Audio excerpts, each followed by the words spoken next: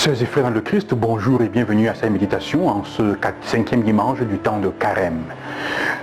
Dimanche prochain nous entrerons déjà dans la semaine sainte avec le dimanche des rameaux.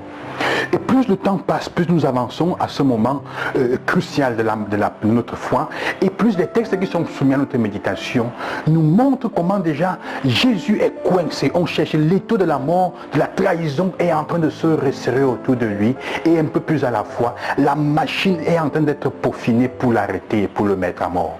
L'évangile d'aujourd'hui, en effet, ne s'éloigne pas de cette situation. Même si malgré tout, au milieu de cette situation, Jésus va nous montrer comment, quand on a compris le sens, la vérité de l'amour de Dieu, de l'évangile, de la parole, de s'être aggrappé à Dieu, alors au milieu des ténèbres, il y a toujours un rayon de lumière qui peut entrer dans ces ténèbres pour les détruire. La parole de Dieu nous propose l'histoire de cette femme qu'on a trouvé, nous dit le texte, en situation d'adultère. Et qu'on amène devant Jésus, on lui dit, la loi de Moïse nous demande la lapider. Toi, qu'est-ce que tu dis? Oh, il est coincé. On pense qu'on l'a coincé, d'ailleurs, il est vraiment en danger. Alors, s'il dit libérer, là, on dit, tu es contre la loi, tu dois être tué. Si on lui dit, s'il dit lapider, là, on dit, et ta loi de miséricorde, la miséricorde que tu as toujours prêchée, elle est où? Tu te contredis. Alors, dans tous les cas, il est coincé. Mais, Jésus va faire recours à quelque chose d'important. Quand tu as compris la loi de la miséricorde, commencez à jouer, il nous a parlé beaucoup de la compassion. Quand on est imprégné de compassion, alors on est capable de trouver des voies, des issues pour que même la personne qui est en danger puisse vivre. Il ne va faire ni de tort à la femme, ni encore moins de tort à ceux qui l'accusent. Bien qu'ils doivent leur montrer, il doit leur montrer qu'ils ne sont pas tellement différents de cette femme. Ce n'est pas parce que tu as pris quelqu'un en flagrant délit que toi-même tu n'es pas dedans et tu caches ton péché. D'ailleurs, c'est pour ça qu'ils s'éloigneront. Donc, je pouvais noter qu'on ne dit pas que la femme est adultère. Évitons de faire coïncider les gens avec leur péché. Elle est en situation d'adultère. Il ne faut pas que nous identifions les gens avec leur péché, avec leurs limites. Dieu ne le fait pas. C'est parce que Jésus fait. D'ailleurs, il appellera femme, il lui redonnera sa dignité de femme. Femme, comme à sa mère, il dira femme, comme pour dire capable de procréer, de donner la vie. Alors, Jésus, qu'est-ce qu'il fait? Il trouve le subterfuge et il leur dit, il leur ramène à leur conscience, si quelqu'un d'entre vous n'a jamais péché, qu'il jette la première pierre. En fait, Jésus porte ces personnes à entrer dans la compassion, à partir d'eux-mêmes. Il dit, si tu es capable de sentir la compassion pour toi, la compassion que Dieu a sentie pour toi et sent chaque fois pour toi, qui est dans le péché, tu seras capable aussi de l'offrir aux autres.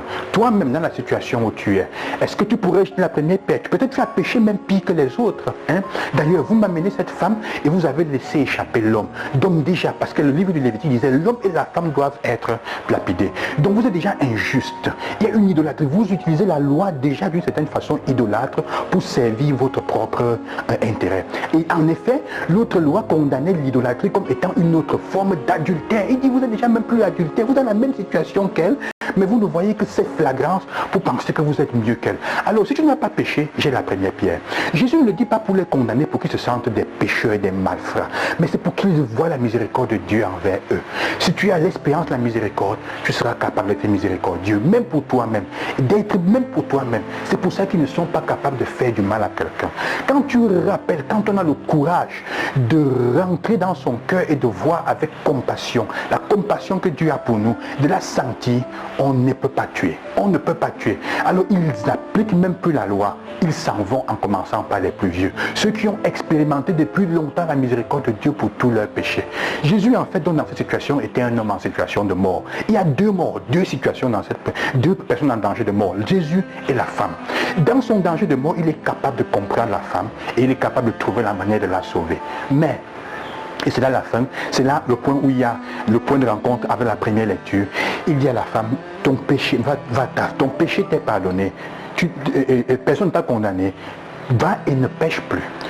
Donc ce n'est pas un laxisme, tout va bien. Il dit non, tu as péché ma fille, mais ne recommence pas.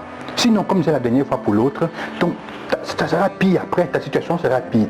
Ne recommence pas, il dira à la femme. Qu'est-ce qu'il est en train de faire en fait? Il est en train de lui donner une opportunité pour se relever. La première lecture ici nous dit, ce n'est pas ton péché qui est important. Ne regarde pas au passé. C'est ton avenir, c'est le futur avec Dieu. C'est ce que Dieu te donne maintenant. La seconde chance qu'il te donne comme à l'enfant prodigue dimanche dernier pour devenir quelqu'un de nouveau. C'est tout ce qu'il a fait pour nous durant tout ce temps de carême. Tu as vu tous tes problèmes, toutes tes maladies, toutes tes souffrances, tous tes péchés. Maintenant, il est en train de te dire, Dieu ne te regarde pas comme ça. La compassion de Dieu veut te faire regarder l'avenir. Ne regarde pas au passé. Va de l'avant. Alors, quand nous regardons souvent au péché des autres, aux souffrances, au mal qu'ils ont fait, c'est pour faire quoi? On met le doigt sur le péché de quelqu'un pour se moquer de lui parce qu'il est dedans, pour le critiquer, pour penser que nous sommes meilleurs que Jésus dit, c'est pour relever. Il n'y a que la compassion et la miséricorde qui peuvent faire avancer l'autre. Le péché est montré, mais la compassion fait avancer. Quand tu relèves dans les défauts et les limites de quelqu'un, quand une communauté te met, on fait la correction fraternelle, ce n'est pas pour tuer, ce n'est pas pour se moquer, pour humilier. C'est pour permettre après de dire à l'autre, ok, mon enfant, tu t'es trompé ici, mon frère, ma soeur, tu as fait ceci de mal, tu t'es trompé, mais lève-toi et va. Le Seigneur t'accompagne, nous allons te soutenir cette fois, on va t'aider. Où est-ce qu'il y a eu le problème, hein? Qu'est-ce qui s'est passé? Lève-toi, ne regarde pas derrière toi, tu es pardonné, tu es aimé, comme ça, va de l'avant. C'est ça que le Seigneur veut nous faire comprendre. On s'approche de ce moment où il va le dire de façon excellente avec sa vie. Mais il veut que nous apprenions ça pour ce temps de carême. La compassion est ce qui nous permet de créer la vie autour de nous et de faire lever les gens pour qu'ils aillent de l'avant. Combien de fois tu t'es levé de tes péchés, de tes souffrances, de tes hontes, de là où tu t'es tombé, parce que quelqu'un a eu le courage de te montrer de la compassion, de t'apporter le dos, l'épaule et de te dire, il n'y a pas de problème pour l'instant. Va de l'avant, mais fais attention à ne plus répéter ce que tu as fait. Que le Seigneur vous accompagne, qu'il vous aide à trouver dans cette journée cette grâce de la compassion pour aller, pour continuer à aimer et à créer autour de nous la vie. Loué soit Jésus-Christ, bonne semaine, à demain.